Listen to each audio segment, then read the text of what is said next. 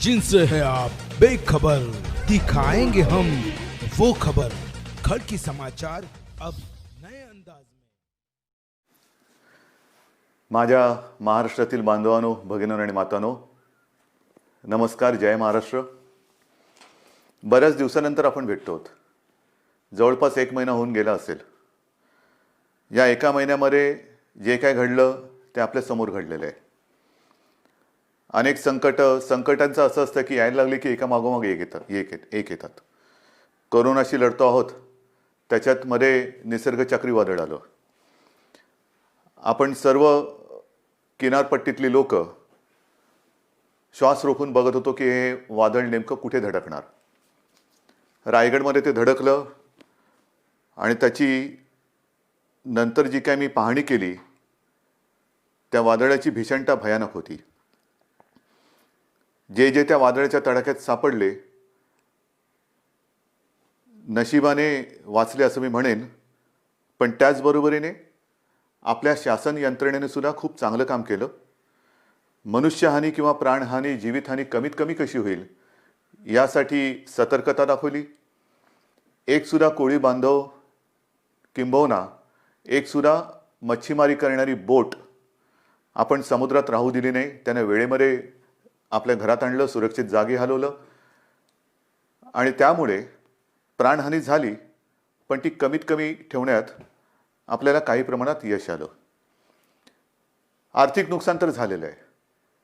मोठी मोठी झाडं उन्मळून पडलेत, फळबागा उद्ध्वस्त झालेल्या आहेत, घरांची छपरे उडून गेलेले आहेत। नुकसान अतोनात झाले, पण त्या अतोनात नुकसान म्हणजे विजेचे खांब सुद्धा उन्मळून पडलेले आहेत। या नुकसानीमध्ये आपण हेही पाहिलं की सरकार खंबीरपणाने या सर्व किनारपट्टीतल्या कोकणवासियांच्या आणि जिथे जिथे हे वादळ पुढे सरकलं, ज्यांचं नुकसान झालं, त्या सगळ्यांच्या पाठी खंबीरपणे उभा आहे। या गेल्या काही दिवसात काय झाले, एक तर आपण असे भेटू शकत नाही आहोत। हा विकास म्हणायचा का, कल्पना नाही, पण प्रत्यक्ष भेटी होत नाहीत आणि असं भेटावं लागतंय। आणि पूर्वी आपण अनेक दिवसानंतर भेटल्यानंतर विचारायचो, काय रे, कसा आहेस? मग जो तो आपापली दुःख असतील, व्यथा असतील, वेदना असतील, एक बाजूला ठेवून भेटीत बोलायचं की मजेत आहे। आता सगळ्यांची परिस्थिती तीच आहे। कसे आहात? जसे तुम्ही आहात तसेच आम्ही आहोत। सगळे घरातच आहोत। सगळं काही ठप्प आहे, संपूर्ण जग ठप्प आहे आणि या संकटाचा सामना आपण करत आहोत। आज मी आपल्याशी बोलताना परवा 1 तारीख आहे।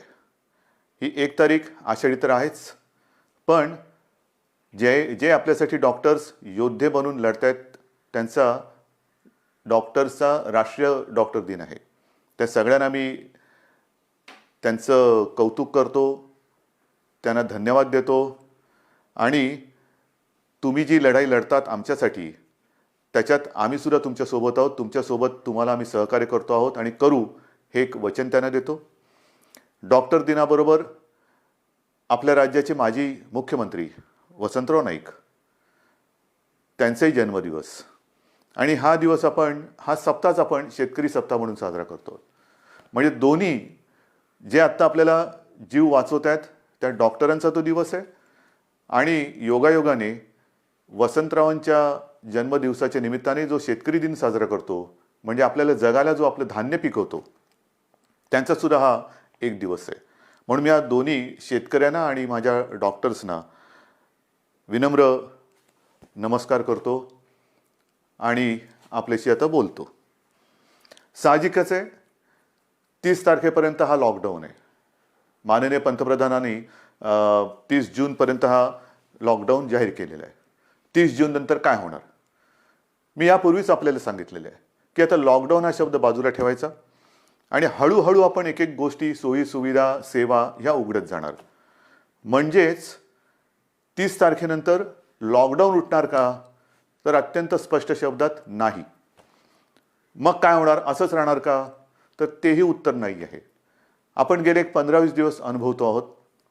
एक एक करत महाराष्ट्रामध्ये आपण अत्यंत काळजीपूर्वक पावलं टाकत सेवा सुविधा आणि काही गोष्टी म्हणजे दुकानं असतील, आजपासून आपल्या नाभिकांची जी सेवा आहे ती सुरू होते आहे. अशा काही गोष्टी सुरू करतो. दुकानं सुरू झालेली आहेत.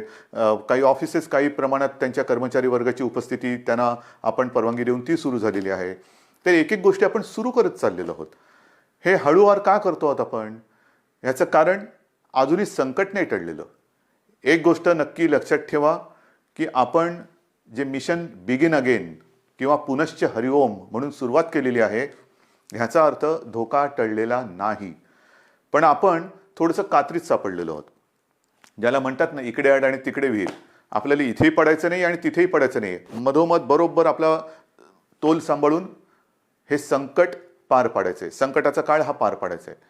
आणि म्हणून केवळ आणि केवळ अर्थचक्राला एक गती द्यायला आपण सुरुवात करण्यासाठी म्हणून एक एक गोष्टी आपण उघडत चाललेलो आहोत. एखादी गोष्ट उघडली म्हणजे धोका टळलाय, आता आपण बिनधास्त, अजिबात नाही. कृपा करून तशा गैरसमजात, तशा भ्रमात राहू नका. कारण तसं जर का आपण वागू तर करोना आवासून बसलेलंच आहे. आपण करोनापासून वाचण्यासाठी घरात राहा म्हणून तुम्हाला मी सांगितलेलं आहे. अनावश्यक कामासाठी बाहेर पडू नका. आवश्यक असेल तेव्हा आणि तेव्हाच घराबाहेर पडा, हे माझं आजही सांगणं आहे.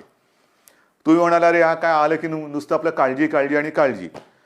आपलं सरकार काळजीवाहू नाहीये. कारण नेहमी असं म्हणतात, ज्या सरकारला स्वतःची काळजी असते त्याला काळजीवाहू म्हणतात. हे सरकार तुमचं आहे, मजबूत आहे आणि तुमची महाराष्ट्राची काळजी घेणारं हे सरकार आहे. आणि म्हणून माझं कर्तव्य आहे की तुम्हाला धोक्यापासून सावध करणं. बाहेर जर का आपण पडलो आणि बिनधास्त वावरलो तर धोका आहेच. प्रत्येक पावलावरती धोका आहे. मला एका गोष्टीचा नक्कीच अभिमान आहे की माझे सगळे महाराष्ट्रातले बांधव, माता भगिनी ह्यांचा सगळ्यांचा माझ्यावरती, आपल्या सरकारवरती विश्वास आहे. आणि जे जे काही सरकार सांगतंय त्या सूचना तुम्ही पाळता आहात, म्हणून मला तुमचा अभिमान आहे. हे करत असताना काही ठिकाणी जसं आपण लोकलची मागणी केली होती, त्या लोकल सुरू झालेल्या आहेत. मुंबईमध्ये ग्रामीण भागामध्ये उद्योगधंदे सुरू झालेले आहेत. तिथे सुद्धा लोकांचं येणं जाणं सुरू झालेलं आहे. विशेष म्हणजे जो शेतकरी, ज्याचा उल्लेख मी सुरुवातीला केला, तो शेतकरी आपण सगळे लॉकडाऊनमध्ये घरी असलो तरी सुद्धा न थकता, न थांबता आपल्यासाठी मेहनत करतोय, घाम गाळतोय, जमिनीत राबतोय, भूमीमध्ये राबतो आहे, अफाट मेहनत करतोय. त्या शेतकऱ्याच्या सोबत आपण आहोत आणि आपण राहिलं पाहिजे. मला कल्पना आहे की जसजसा हा सीझन आता पुढे सरकतोय, महाराष्ट्रातल्या ग्रामीण भागात, मग मराठवाडा असेल, विदर्भ असेल, काही ठिकाणावरून तक्रारी आलेल्या आहेत आणि त्याची गंभीर दखल आपण घेतलेली आहे. तक्रारी कोणत्या आहेत? बोगस बियाणं. हे दुर्दैव आहे. हे दुर्दैव आहे. ह्याचं कारण शेतकरी हा, एकतर शेतकऱ्याची अवस्था सगळ्यांचीच सारखी झालेली आहे, रोजगारच नाही आहे. तरी देखील मागचा पुढचा विचार न करता हा शेतकरी आपल्यासाठी मातीत राबतोय हे आपल्याला सर्वांनाच माहिती आहे. मर मरून, राबून, अफाट कष्ट करून जे बियाणं त्यांनी पेरलं ते बियाणं उगवलंच नाही. मग काय करायचं? दुबार पेरणीचं संकट आलं. आणायचे कुठून पैसे? एक तर असंही कर्जाचं ओझं जे आपण बऱ्याचशा प्रमाणात उतरवलेलं आहे आणि जे राहिलेलं आहे, जो शेतकरी माझा या कर्जमुक्तीच्या योजनेमधून काही कारणासाठी, म्हणजे जसं मी मागे सांगितलं तुम्हाला की 2 टप्प्यात जे आपण करणार होतो कर्जमुक्ती, त्याच्यातला काही भाग, काही लाख शेतकरी हे नेमकं तिथल्या स्थानिक निवडणुका आल्या, आचारसंहिता सुरू झाली म्हणून ही कर्जमुक्ती तिथली थांबली. त्याच्यानंतर करोनाचं संकट आलं म्हणून ही कर्जमुक्ती थांबली. पण आता आपण ठरवलेलं आहे की लवकरात लवकर हा उरलेला सुद्धा शेतकरी आहे त्याला देखील कर्जमुक्त करायचं. मग हे असं सगळं करून पैसा जमवून तो आपल्यासाठी बियाणं विकत घेतो, पेरतो आणि राबतो आणि बियाणंच उगवलं नाही. पण मी माझ्या शेतकरी दादांना सांगू इच्छितो की तुम्ही काळजी करू नका. हे सरकार तुमचं आहे. ज्यांनी तुम्हाला फसवलेलं आहे ते कायद्याच्या कचाट्यातून सुटणार नाही. त्यांच्यावरती गंभीर गुन्हे दाखल करून त्यांना सजा तर होईलच, पण जे नुकसान तुमचं झालेलं आहे, त्यांनी केलेलं आहे, त्यांच्याकडनं तुम्हाला हे सरकार नुकसान भरपाई सुद्धा मिळून दिल्याशिवाय राहणार नाहीये. काळजी करू नका. हे सरकार म्हणजे असं बेवारशाचा कारभार नाहीये, कोणी यावं आणि माझ्या महाराष्ट्रातल्या जनतेला फसवून जावं. अजिबात नाही चालणार. ज्यांनी शेतकऱ्यांना फसवलेलं आहे त्यांना शिक्षाही होणार, त्यांना शिक्षाही करणार. आणि म्हणून मला असं वाटतं की एक संधपणा जो आपल्यामध्ये आहे तो फार महत्त्वाचा आहे. मला विशेष धन्यवाद आणखीन सर्व धर्मियांना द्यायचे आहेत. सर्व धर्मीय, मग त्याच्यामध्ये माझे हिंदू आलेच, मुस्लिमही आले, ख्रिश्चनही आले, शीख पंथी आले, सगळेच आले. ह्याचं कारण मी मागे आपल्याशी बोललो होतो. साधारणतः शिमगा म्हणजे होळी झाली, शिमगा झाला आणि कोरोनाची बोंबाबोंब सुरू झाली, ती अजूनही कायम आहे. सगळ्यांनी मग तो ईद असेल, मग आपली रामनवमी असेल, आता तर मुख्य म्हणजे आषाढीची वारी, आषाढी एकादशी आता परवा आहे, मी चाललोय.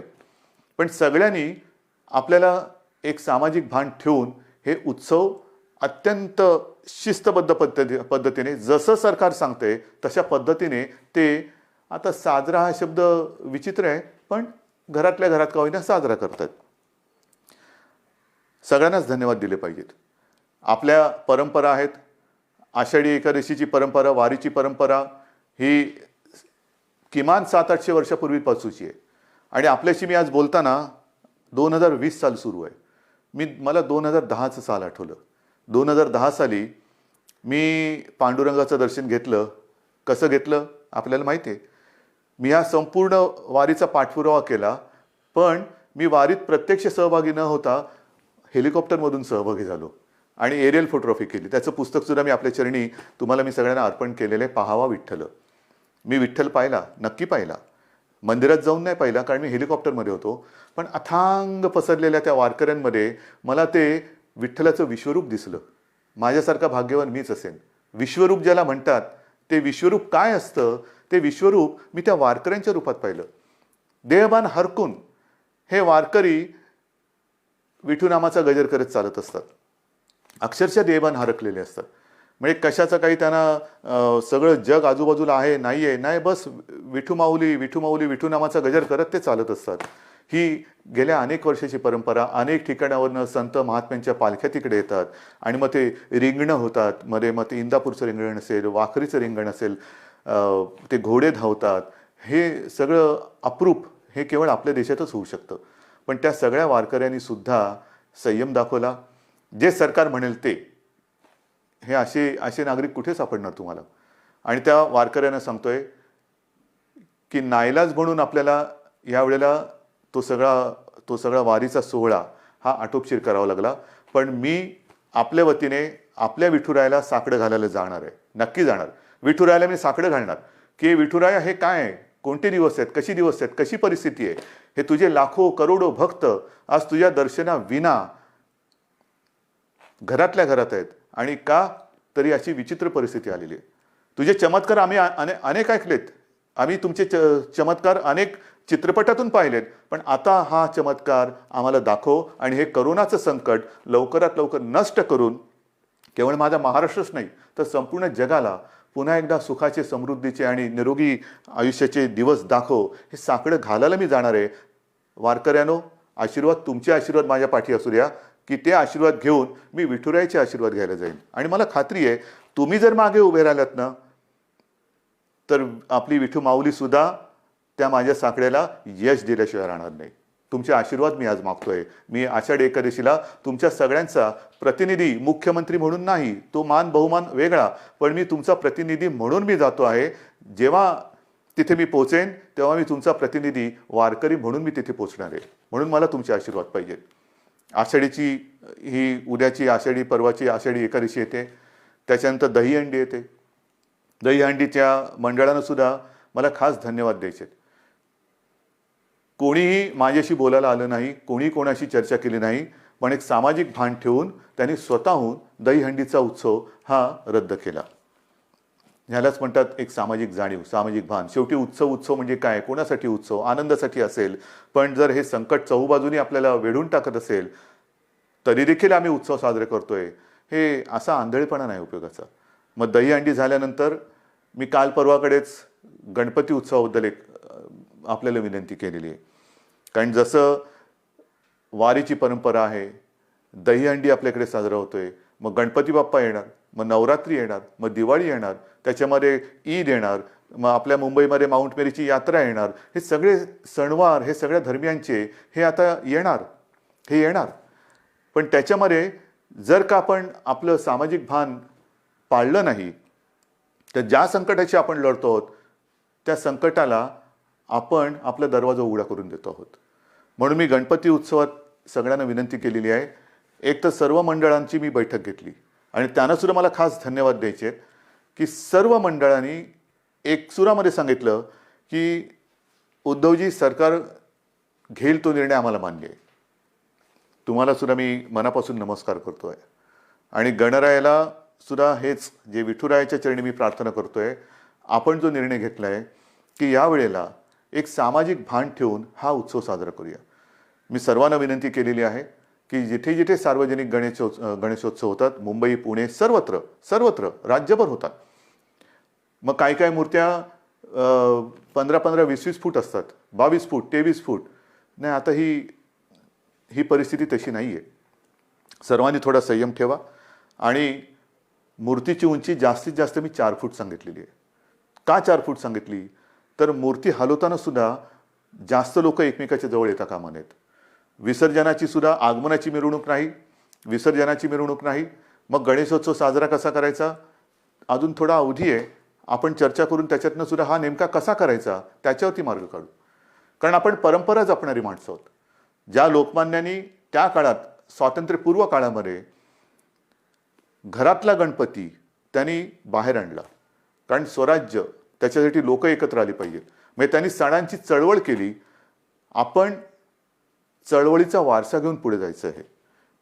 त्या चळवळीमध्ये सगळी लोक एकत्र आली, एकोपा वाढला. आता सुद्धा तो एकोपा कायम आहे. मग हा एकोपा चळवळीसाठी पुढे न्यायचा असेल तर आपण आपला महाराष्ट्र विघ्नहर्त्याचं आगमन होतंय, मग त्याचे आशीर्वाद घेऊन त्याच्या साक्षीने विघ्नमुक्त करू शकतो का, कोरोनामुक्त करू शकतो का, हे आपल्याला बघायला पाहिजे. आणि करू शकतो. जर का आपण ठरवलं तर आपण नक्की करू शकतो. आरोग्यविषयक जर का आपण शिबिरे घ्यायचं ठरवलं, मध्ये मी जसं आपल्याला सांगितलं की रक्ताचा तुटवडा आल्यानंतर रक्तपुरवठा किंवा रक्ताचा साठा कमी होता, तेव्हा मी 2 वेळा आवाहन केलं की रक्तदान करा. मी आवाहन करण्याचा अवकाश चहूबाजूने रक्तदाते पुढे आले आणि ती जी काय आपली टंचाई होती ती दूर झाली. रक्तदान करा म्हटलं तर रक्तदान केलं. कारण आपण गणपतीचे अंधभक्त नाहीत तर जागरूक भक्त आहोत. आणि त्याच्यासाठी मला असं वाटतं की आरोग्यविषयक काय खबरदारी घेता येईल, काय जागरूकता आणता येईल, काय करता येईल, या सगळ्या गोष्टी आपण हळूवार सांगत जाऊ. तूर्त मी आपल्याला मूर्तीची एक कल्पना दिलेली आहे. रक्तदानाबद्दल मी जेव्हा बोललो तेव्हा आणखीन एका विषयाबद्दल मला आपल्याशी बोलायला पाहिजे आणि तो विषय आहे रक्तदानाशी निगडीत, तो म्हणजे प्लाझ्मा थेरपी. आपल्याला कल्पना आहे की साधारणतः मार्चपासून हे कोरोनाचं संकट आपल्यासमोर आल्यानंतर त्या संकटाची आपण जे हातात शस्त्र मिळेल ते शस्त्र घेऊन लढतो आहोत. मग लॉकडाऊन असेल, लॉकडाऊन, ट्रॅकिंग ट्रेसिंग असेल तेही करतो आहोत, चाचण्या वाढवतो आहोत. चाचण्या वाढवल्यानंतर उपचार पद्धती. आणि मी नक्की सांगेन, अभिमानाने सांगेन की आपला महाराष्ट्र, आपली मुंबई, जे आपले डॉक्टर्स आहेत, जो आपला टास्क फोर्स आहे, उपचाराच्या बाबतीमध्ये जगाच्या बरोबरीने आपण चाललेलो आहोत. कुठेही एक सूतभर सुद्धा जगाच्या पाठी आपण नाही. चहूबाजूला आपली नजर आहे. कोणत्या देशात काय चालले, या देशात काय चालले, कोणते उपचार होत आहेत, कोणते औषधे होत आहेत. म्हणजे गेल्या आठवड्यामध्ये सहज मी बसलो असताना मला मेसेज आले. BBC मध्ये एक बातमी होती, ब्रेक थ्रू डेक्सामेथाझॉन हे नवीन औषध सापडलं. मी टास्क फोर्सच्या डॉक्टरना फोन केला. ते म्हणाले, उद्धवजी हे औषध आपण गेले 2 महिने आवश्यकतेनुसार वापरतोच आहोत. म्हणजे आपण हे औषध वापरतोच आहोत. मग प्लाझ्मा थेरपी सुद्धा आपण साधारणतः मार्च-एप्रिलपासून सुरू केलेली आहे. पण आज मला अभिमानाने एक गोष्ट सांगावीशी वाटते की सुरुवातीला आपल्याकडे 1-2 ठिकाणीच प्लाझ्मा थेरपी आपण वापरत होतो. आजपर्यंत साधारणतः असं धरा की 10 जणांवरती आपण उपचार केले असतील तर जवळपास 9 जण त्याच्यात बरे झालेत, 7 जण तर जवळपास बरे होऊन घरी पण गेलेले आहेत. म्हणजे प्लाझ्मा थेरपी सुद्धा उपयोगी पडते. आणि त्याच्यासाठी उद्याच एका गोष्टीचं आपण लोकार्पण करतो आहोत. जे करतो आहोत ते तळमळीने करतो आहोत, मनापासून करतो आहोत आणि आवश्यकतेपेक्षाही थोडं जास्त करण्याचा आपला प्रयत्न आहे. आणि उद्या आपण एक गोष्ट अशी करतो की कदाचित शब्द वापरतोय, कदाचित देशातलं सगळ्यात मोठं प्लाझ्मा थेरपी देणारं आपलं राज्य ठरेल. प्लाझ्मा थेरपीचा वापर करणारं आपलं राज्य ठरेल. कारण आपण ही केंद्र वाढवतो आहोत. पहिल्यांदा 2 होती, त्याचा विस्तार आपण करतो आहोत. उद्या कदाचित देशातलं सगळ्यात प्लाझ्मा थेरपीचा वापर करणारं पहिलं राज्य ठरेल आपलं. पण हे सुविधा झाल्या. मला जे खास करून ज्यांना कोरोना होऊन जे सुखरूप बरे होऊन घरी गेलेत त्यांना एक विनंती करायची. रक्तदान हे कसं, एक रक्तदान कोणी करू शकतो, पण प्लाझ्मा कोणाचा वापरू शकतो? रक्तगटाप्रमाणे तर तो वापरावा लागतोच, पण ज्यांना कोरोना होऊन जे बरे झालेत आणि ज्यांच्या शरीरात ती अँटीबॉडी तयार झालेली आहे, अशांचं रक्त घेऊन त्यातनं प्लाझ्मा घेऊन त्या रक्तगटाच्या रुग्णाला जर तो प्लाझ्मा आवश्यकतेनुसार वापरला तर बऱ्याच रुग्णांचा प्राण आपण वाचवू शकता. आणि म्हणून खास करून मला जे रुग्ण बरे होऊन घरी गेलेले आहेत त्यांना विनंती करतो आहे की कृपा करून आपण पुढे या. आमच्या शासकीय विद्यालयांना जी वैद्यकीय विद्यालय आहेत त्यांना संपर्क करा, शासकीय डॉक्टर्स आहेत त्यांना संपर्क करा आणि आपण जसं रक्तदान करतो, रक्तदानच करायचं आहे, पण तसं प्लाझ्मा दान करा की जेणेकरून आपण वाचलात, आपल्या माध्यमातून आणखीन काही जण वाचू शकतो. ह्यालाच तर आपण एकत्रितपणा म्हणतो, ह्यालाच तर आपण एकजूट म्हणतो आणि ती आपल्या रक्तामध्ये आहे. आणि ती मी मागेही म्हटलं होतं, लढणं हे आपल्या रक्तात आहे आणि जेव्हा रक्ताचा तुटवडा होता तेव्हा रक्तदान करून हा लढाऊपणा आपण सिद्ध केलाय. आता हा पुन्हा एकदा सिद्ध करण्याची नव्हे, पण त्याच्या आवश्यकतेनुसार वापर करण्याची गरज आहे. बांधवांनो आणि माता भगिनींनो, एक गोष्ट नक्की आहे की जसं मी औषधाच्या बाबतीत तुम्हाला सांगितलं की कोणत्याही औषधाच्या बाबतीत आपण पाठी नाही आहे. सुरुवातीपासून जी औषधं आपल्याला वाटतात की वापरली पाहिजेत, म्हणजे आता सगळीकडे रेमडेसिवीर कितीला मिळणार, रेमडेसिवीर मिळणार की नाही, रेमडेसिवीरची किंमत काय होणार, मग फॅव्हिपिरावीर, म्हणजे जशी जशी नावं येतात तसं त्याचा बोलबाला होतो.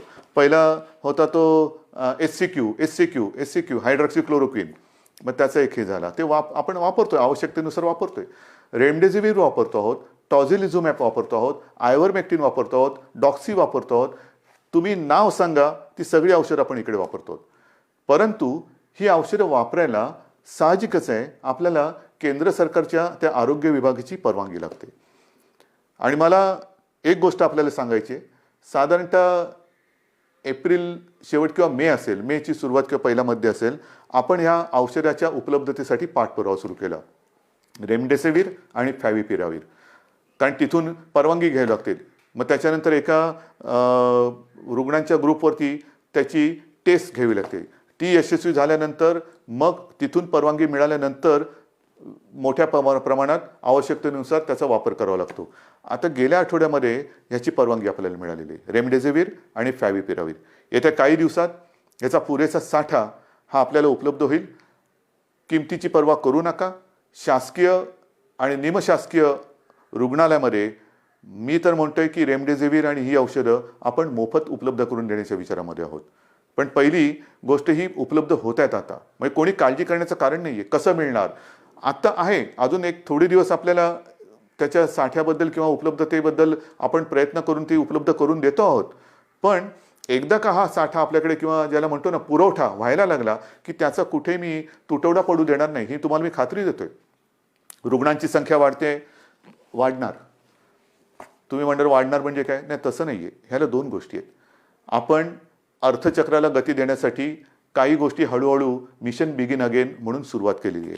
ये जा वाढली, भेटणं वाढलं, संपर्क वाढला आणि तो संपर्क वाढल्यानंतर साहजिकच आहे रुग्णांची संख्या ही सुद्धा वाढत चाललेली. पण ही रुग्णांची संख्या वाढत असताना आपण टेस्टची संख्या सुद्धा वाढवतो आहोत आणि ती वाढवलेली आहे. म्हणून आता रुग्ण येण्याची वाट न बघता आपण व्हायरस पोचायच्या आत तिकडे पोहोचण्याचा प्रयत्न करतोय. चेस द व्हायरस ही एक नवीन संकल्पना मुंबईत सुरू केली, ती संपूर्ण राज्यभर आता आपण राबवत आहोत. Chase the virus. आणि त्याच्यासाठी रुग्णांची संख्या जरी वाढत असली तरी आपल्याकडे आरोग्य सुविधाही आपण वाढवत आहोत. औषधांची सुद्धा कुठेही टंचाई होणार नाही. औषधोपचार ते सुद्धा वाढवत आहोत. पण या निमित्ताने मला पुन्हा एकदा काही डॉक्टर्स जे आहेत, ज्येष्ठ डॉक्टर्स, मी समजू शकतो प्रत्येकाला जीवाची काळजी असतेच, पण काही ज्येष्ठ डॉक्टर्स जे 55-60च्या वरती आहेत, पण अनुभव आहे त्यांना, 55-60च्या वरती आहेत आणि ज्याला आपण म्हणतो की हाय रिस्क, म्हणजे ह्या डॉक्टर्सना सुद्धा त्यांना सुद्धा सकाळ दुपार संध्याकाळ रात्र 24 तास ही रुग्णांची काळजी आहेच. तर त्यांना सुद्धा इतर काही व्याधी किंवा विकार आहेत, म्हणजे डायबिटीज असतील, किडनीचे विकार असतील, समजा दुसऱ्या काही आणखीन गोष्टी असतील, तर ते सुद्धा थोडेसे घाबरून हॉस्पिटलमध्ये जात नाही आहेत. मी त्यांना नम्रपणाने विनंती करतोय की आपण काळजी करू नका. एक काळ असाही होता की सगळीकडे पीपीई किट मिळत नाही, N95 मास्क मिळत नाही. आता या सगळ्याचा पुरवठा आपल्याकडे मुबलक आहे, साठा मुबलक आहे, काही काळजी करू नका. तुमच्या पाठी सरकार आहे. जे जे तुमच्या सुरक्षेसाठी आवश्यक आहे ती संपूर्ण खबरदारी घेण्याची तयारी सरकारची आहे.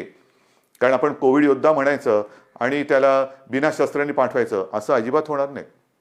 पण आज आपली गरज आहे, महाराष्ट्राला गरज आहे, आपल्या अनुभवाची गरज आहे. कारण अनेक ठिकाणी आपण ज्येष्ठ डॉक्टरांची एक अनुपस्थिती हे अनुभवतो आहोत. म्हणून मी सगळ्यांना विनंती करतोय की आपण जिथे जिथे असाल, हॉस्पिटलमधले असाल हॉस्पिटलमध्ये जा, खाजगी आपले दवाखाने क्लिनिक असतील कृपया सुरू करा. ज्या ज्या गोष्टीची आपल्याला उपकरणांची आवश्यकता असेल ती सरकारकडनं आपल्याला दिली जाईल. तुम्ही त्याच्यात अजिबात काळजी करू नका. तुम्हाला जे जे पाहिजे ते पुन्हा मिळेल, ते पूर्ण मिळेल. अशा पद्धतीने आपण एका बाजूला आरोग्य सुविधा वाढवत चाललेलो आहोत, एका बाजूला टेस्टची संख्या वाढवत चाललेलो आहोत, टेस्टची केंद्र वाढवत चाललेलो आहोत. आता तर काही अँटीबॉडी आणि अँटीजेन टेस्ट करण्याचे रॅपिड किट येत आहेत, तेही मोठ्या प्रमाणावरती आपण घेतो आहोत की ज्याचा एक प्राथमिक जो आपल्याला गाईड करू शकतो, मार्गदर्शक ठरू शकतो की कोणाला हा कोरोना होऊन गेला आहे का त्याच्याबद्दल एक माहिती मिळते आणि साधारणतः निगेटिव्ह पॉझिटिव्ह ह्याच्याबद्दल एक गाईडलाईन मिळते आणि मग आपण त्या पद्धतीने त्याला वेगळं करून उपचार सुरू करू शकतो. तर ह्याही टेस्ट आपण करतो आहोत.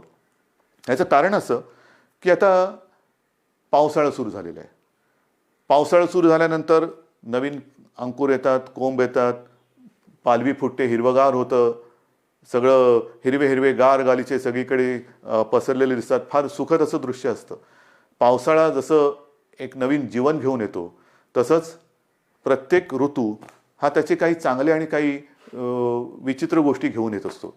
पाऊस म्हटल्यानंतर ह्या 2-3 बैठका गेल्या काही दिवसात झालेल्या, त्याच्या आधी झालेलं जसं निसर्ग चक्रीवादळ आलं त्याच्या तयारीची बैठक, जास्त पाऊस पडणार आहे का, मग कुठल्या भागात पडणार आहे, पूर येऊ शकतो का त्याची तयारीची बैठक. म्हणजे पाऊस आला आनंद हा घेऊन येतो, नवजीवन घेऊन येतो, पण कुठेतरी नैसर्गिक आपत्ती घेऊन येतो. पूर आला नाही तरी काही ठिकाणी अतिवृष्टीमुळे इतर रोगराई येते. मग त्याच्यात मलेरिया आला, डेंग्यू आला, लेप्टो आला, डायरिया आला, सर्दी खोकला आला आणि त्याच्यासोबत कोरोना आहे. मग काय करणार, ह्याची सुद्धा तयारी आपली सुरू आहे. पण मला आपल्याला खास करून शहरी भागात राहणारी जी लोक आहेत त्यांना सांगायचं, मग मुंबई, पुणे, नाशिक सगळीकडे, संभाजीनगर आहे, नागपूर आहे, सगळीकडेच, की या वेळेला आपले सगळे कर्मचारी ह्या कोरोनाच्या लढाईमध्ये आहेत. अफाट मेहनत करतात, साफसफाई करतात, नाले सफाई होते, सगळं साफसफाई होते.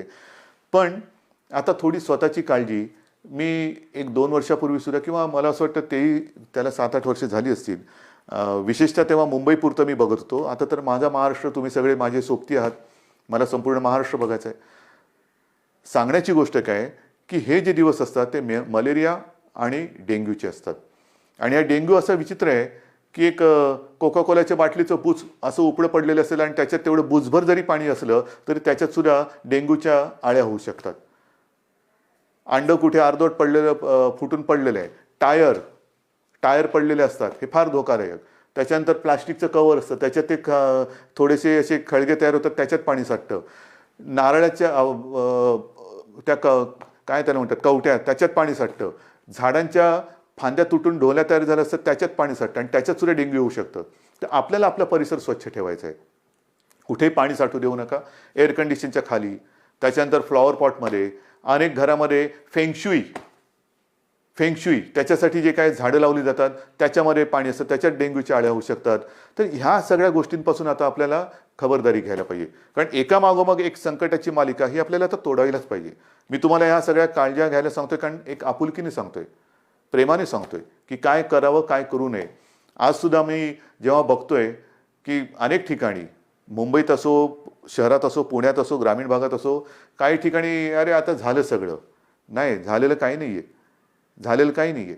भाजीवाले बसलेत, तिकडे सुद्धा गर्दी होते, तोंडावरती मास्क नाही, हात कुठेही लावतायत, चेहऱ्याला हात लागतायत. आपणहून कोविडला बळी पडू नका. ह्या ज्या प्राथमिक ज्या काही गोष्टी आहेत ना, ह्या जर का आपण पाळल्या, म्हणजे बाहेर फिरताना तोंडावरती मास्क लावणं, एकमेकांपासून अंतर ठेवणं. मी सुरुवातीला सांगितलं होतं की मॉर्निंग वॉकला आपण परवानगी दिलेली आहे, सकाळचा व्यायाम करायला परवानगी दिलेली आहे. तो आरोग्यासाठी दिलेली आहे, आरोग्य सुदृढ व्हावं म्हणून दिलेले आहे. आजाराला बळी पडण्यासाठी नाही आहे. तर ह्या काही गोष्टी ह्या आपल्याला पाळाव्या लागतील. जशा काही काही गोष्टी आपण ओपन करत चाललेलो आहेत तशा ह्या केसेस वाढत आहेत आणि काही ठिकाणावरून माझ्याकडे विचारणं होते की आम्हाला ह्या भागामध्ये पुन्हा लॉकडाऊन करण्याची परवानगी द्या. लॉकडाऊन करायचं का? मी आपल्याला प्रश्न विचारतोय, करायचं लॉकडाऊन? कारण हे तुम्ही ठरवायचे. जर गरज नसताना बाहेर पडलात आणि गर्दी केली आणि केसेस वाढायला लागल्या तर पुन्हा ये रे माझ्या मागल्या. मग एक एक गोष्टी आपण पुढे पाऊल टाकताना पुन्हा मागे नाही यायचं आता. म्हणून लॉकडाऊन करायचं की नाही ह्याचा निर्णय आता मी तुमच्यावर सोपवतोय. जर मला असं वाटलं की गर्दी वाढते, केसेस वाढत आहेत, तर मी प्रशासनाला सांगितलेलं आहे की अशा ठिकाणी जर का आवश्यकता वाटली, शक्यतो नको पण आवश्यकता वाटली तर मग पहिल्यासारखा लॉकडाऊन करण्याची गरज तिकडे पडू शकते. कारण कोरोना हा व्हायरस वस्त्या एक एक वस्ती, जसं काही ठिकाणी तो शिखरावरती पोचला, खाली आला, पण वस्ती बदलली. काही ठिकाणी जिकडे अजून प्रादुर्भाव नाही आहे तिकडे सुद्धा गाफील राहून नाही चालणार. तर ह्या अशा काही काळज्या घेऊन आपल्याला ह्या पुढच्या काळाची वाटचाल करायची. दरम्यान मी तुम्हाला सांगितलं की शेतकऱ्यांसाठी सुद्धा कर्जमुक्तीची योजना जी थोडी काही भागात अपूर्ण राहिली ती आपण पूर्ण करतोय. बोगस बियाण्यामुळे फसले गेलेले शेतकरी त्यांच्या पाठीशी आपण उभे राहतो. आता 30 जूनला प्रधानमंत्री गरीब कल्याण योजना ह्याच्यामध्ये खास करून जे भगवं रेशन कार्ड ह्यांना अन्नधान्य देण्याची जी योजना आहे तिची मुदत संपते. बिना रेशन कार्ड म्हणजे ज्यांच्याकडे रेशन कार्ड नाही त्यांना अन्नधान्य देण्याची योजना संपते. मी गेल्या 8-10-15 दिवसापूर्वी जेव्हा प्रधानमंत्र्यांची व्हिडिओ कॉन्फरन्स होती तेव्हा स्वतः ही मागणी केलेली आहे की 30 तारखेला ही मुदत संपते, धान्य देण्याची मुदत संपते आहे, कृपा करून आणखीन 3 महिन्यासाठी आम्हाला वाढवून द्या. कारण अजूनही हे संकट गेलेलं नाही, उलट केसेस वाढत आहेत. त्याच्यामुळे ही भगवं रेशन कार्ड असेल किंवा ज्यांच्याकडे रेशन कार्ड नाही यांना धान्य देण्याची जी काही योजना आहे प्रधानमंत्री गरीब कल्याण योजना ती आणखीन आम्हाला 3 महिने वाढवून द्या हे मी पंतप्रधानांकडे सांगितलेलं आहे. मला खात्री आहे की त्यांना सुद्धा व्यवस्थित सगळ्याची कल्पना आहे आणि ही कल्पना असल्यानंतर लवकरात लवकर आपल्याला त्याच्याबद्दल परवानगी मिळेल ही मला खात्री आहे. हे सगळं झालं चित्र हे आरोग्यविषयक. अर्थचक्राच्या बाबतीमध्ये आपण खचून गेलेलो नाही आहोत. मला एका गोष्टीचा अजून एक अभिमान आहे, नक्कीच आहे, की गेल्या 15 दिवसात महाराष्ट्राने जवळपास 16,000 कोटींचे सामंजस्य करार काही विदेशी कंपन्यांसोबत केलेले आहेत. 16,000 कोटी ही एक फार आपली जमेची बाजू आहे. म्हणजे या संकटामध्ये सुद्धा आपला महाराष्ट्र हा विविध गुंतवणूकदारांना आणि उद्योजकांना आपला वाटतोय हे फार महत्त्वाचं आहे. येत आहेत या गुंतवणूकदारांना कुठे आपण दरवाजे बंद ठेवलेले नाही आहेत. या माझ्या महाराष्ट्रात या, माझ्या विदर्भात या, माझ्या मराठवाड्यात या, माझ्या कोकणात या, माझ्या उत्तर महाराष्ट्रात या, पश्चिम महाराष्ट्रामध्ये या, जिथे तुम्ही म्हणाल तिथे तुम्ही या. जे जे काय तुम्ही कराल तुम्ही जरूर करा. तुमच्यासाठी आमच्या महाराष्ट्राची, देशाची आणि महाराष्ट्राची दारं उघडी आहेत. आल्यानंतर साहजिकच आहे अर्थचक्राला गती मिळाली पाहिजे, माझ्या स्थानिक भूमिपुत्रांना नोकऱ्या मिळाल्या पाहिजेत, रोजगार मिळाला पाहिजे. या सगळ्या गोष्टींसाठी आपण नुसतं कोरोना करत नाही बसलेलो आहोत. इतर सुद्धा काही ज्या गोष्टी आहेत ज्या उद्योगधंद्याच्या बाबतीत असतील, विकास कामाच्या बाबतीत असतील, ह्याही गोष्टी ह्याही आघाड्यांवरती आपण ती ऑफिसेस लॉकडाऊनमध्ये ठेवलेली नाहीत. आपला संपर्क सुरू आहे. सगळ्यांना आपण संपर्क करतो आहोत, त्यांच्या आवश्यकता समजून घेतो आहोत, आपण त्यांना काय देऊ शकतो त्याच्यावरती विचार करतो आहोत. काही अटी तटी शर्ती मी आल्यानंतर असं काही जणांना होतं नको तो बाबा महाराष्ट्र आम्ही चाललो परत, तसं नाही आहे. तुम्ही सांगा काय काय आम्ही करू शकतो, हे आम्ही करू शकतो, ते तुम्हाला मान्य असेल जरूर या. एकदा आलात की तुम्हाला कुठेही आडकाठी केली जाणार नाही. या पद्धतीने आपण जातो आहोत. मग ते पर्यटनाच्या बाबतीत असेल, उद्योगधंद्याच्या बाबतीत असेल, चहूबाजूनी आपण आपले प्रयत्न सुरू आहेत. याचं कारण असं की आपल्याला सर्वांना कल्पना आहे की आपलं अर्थसंकल्पीय अधिवेशन सुरू होतं. अर्थसंकल्प मांडला काय, नवीन स्वप्न घेऊन आम्ही तुमच्यासमोर आलो काय आणि अचानक हे संकट आल्यानंतर तेही अधिवेशन आपल्याला आवर्त घ्यावं लागलं. तर ही अशी सगळी परिस्थिती आहे. ह्या परिस्थितीचा मुकाबला करतो आहे. शिक्षणाच्या बाबतीत सुद्धा निर्णय तुम्हाला मी सांगितलेला आहे. तर सगळ्यांचीच काळजी घेतोय. शाळा सुरू होणार का, तर माझं म्हणणं आहे शाळा सुरू होणार का पेक्षा शिक्षण कसं सुरू होणार त्याच्यावरती आपण लक्ष देतो. मग ते शालेय शिक्षण असेल, महाविद्यालयीन शिक्षण असेल, सगळ्याच बाबतीत आहोत. तर असं एक एक एक एक एक गोष्टी आपण करत चाललेलो आहोत. मला खात्री आहे जसं जे सहकार्य तुम्ही आजपर्यंत मला केलं, सरकारला केलं, तसंच याही पुढे कराल. जे जे काय आपण करू ते मी तुम्हाला आधीच सांगितलेलं आहे की तुम्हाला न सांगता मी काही करणार नाही. लॉकडाऊन हा शब्द जरी मी वापरत नसलो तरी याचा अर्थ आपण परवापासून सगळं काही उघडतो आहोत असा गैरसमज करून घेऊ नका. आज देखील आपल्याला उलटं आज जास्त शिस्तीची गरज आहे. कारणाशिवाय बाहेर पडू नका. कारण आपण असं म्हणतो की ज्येष्ठ नागरिक म्हणजे घरातले आई वडील कोणी ज्येष्ठ सगळे आपले कुटुंबीय त्यांची काळजी घ्या, मुलांची काळजी घ्या आणि तरुणांनो बाहेर पडा. ह्याचा परिणाम असा होतोय की तरुणसुद्धा आता संक्रमित व्हायला लागलेले आहेत. आणि बऱ्याच ठिकाणी आजही म्हणजे आजसुद्धा एक गोष्ट चांगली आहे की 80% लोकांना लक्षणच दिसत नाही. पण लक्षण दिसले नाहीत ह्याचा अर्थ त्याला प्रादुर्भाव झाला नाही याच्यातला भाग नाही. मग तो लक्षणं न दिसणारा तरुण घरात इतरांना त्याचा संपर्क झाला तर तो एक प्रादुर्भाव होऊ शकतो. म्हणून ह्या सगळ्या गोष्टी आपल्याला खूप काळजीपूर्वक करायच्या आहेत. बाहेर पडलात तोंडावरती मास्क पाहिजे, हात सतत धुत राहिलं पाहिजे, सॅनिटायझर वापरायला पाहिजे, साबणाने हात धुवायला पाहिजे. ह्या सगळ्या गोष्टी ह्या अजूनही आपल्याला काही काळ पाळाव्याच लागतील. कारण ह्या केवळ आणि केवळ आपल्या म्हणजे तुमच्या भल्यासाठी आणि आपल्या कुटुंबियांसाठी. आणि दुसरी गोष्ट अशी की मगाशी मी जे डॉक्टर्सना विनंती केली ती एवढ्यासाठी की ज्येष्ठ डॉक्टर्सना मी विनंती केली की आपण स्वतः जाणीवपूर्वक जातीने लक्ष द्या. कारण ही साथ विचित्र आहे. कारण तो रुग्ण त्याचे कुटुंबीय तुमच्या ताब्यात देत असतात. ते कुटुंबीय त्याला भेटू शकत नाहीत. पण केवळ आणि केवळ तुमच्या भरोश्यावरती घरातली प्रिय व्यक्ती ही तुमच्या ताब्यात ते सोपवत असतात. तर त्यांच्याकडे आपण आपुलकीने प्रेमाने लक्ष द्या. आपण कुटुंबीय आपल्या कुटुंबातला म्हणून त्यांच्याकडे बघा. एक ही जर का आपली जवळीक साधली गेली ना तर माझं मत आहे की करोना वगैरे असंच निघून जाईल. तर हा जो काही दुरावा थोडा राहिला असेल भीतीपोटी ती भीती तुम्ही सरकारवरती सोपवा. तुम्हाला काय उपकरणं पाहिजे ती सांगा, सरकार तुम्हाला देईन. पण आता ह्या अंतिम टप्प्यात आपल्याला हे युद्ध अर्धवट सोडून चालणार नाही. इथपर्यंत आपण लढत आलेलो आहोत. आता जर का आपण गाफील राहिलो तर मग पुढे आपण जाऊ शकत नाही. अजूनही संकट टळलेलं नाही, धोका टळलेला नाही. पण हा धोका पत्करून जे करता येणं शक्य असेल त्या गोष्टी आपण हळुवारपणाने उघडत चाललेलो आहोत. लॉकडाऊन पुन्हा करण्याची वेळ येऊ नये आणि त्याच्यासाठी आपलं सहकार्य जसं आजपर्यंत सरकारला मिळालं तसंच ते यापुढे सुद्धा मिळेल अशीच अपेक्षा आणि विश्वास व्यक्त करून मी आपली रजा घेतो. जय हिंद, जय महाराष्ट्र. खड़की समाचार को सब्सक्राइब करें और नए वीडियो के लिए बेल आइकन